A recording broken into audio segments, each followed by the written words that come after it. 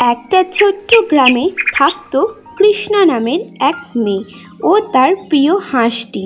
হাঁসটি রোজ একটি করে সোনার ডিম দিত। সেই দেখে গ্রামের লোকরা সবাই অবাক হতো, কিন্তু কৃষ্ণা ডিমগুলোকে জমিয়ে রাখত। একদিন পাশের গ্রাম থেকে এক ছাগল এলো। সে শুনেছে কৃষ্ণার হাঁসের ডিম সোনার। সে ভাবল, এই ডিমগুলো যদি আমি নিতে পারতাম তাহলে আমি এই গ্রাম ছেড়ে শহরে চলে যেতাম।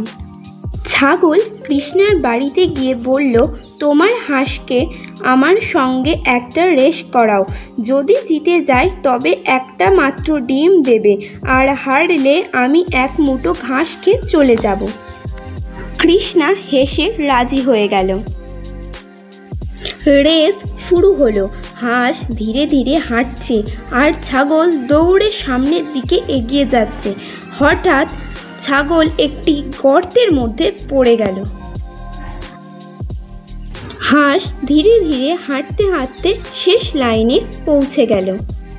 ছাগল ধুলো মুছে উঠে এলো এবং কৃষ্ণা বলল, দেখলে, ধীরে চলা গরুও বেজি খায়। তখন ছাগল মাথা নামালো এবং ফিরে গেল তার গ্রামে।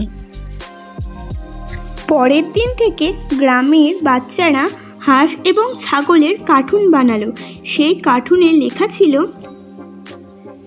চালাকি নয়, সততা আর ধৈর্যই আসল শক্তি।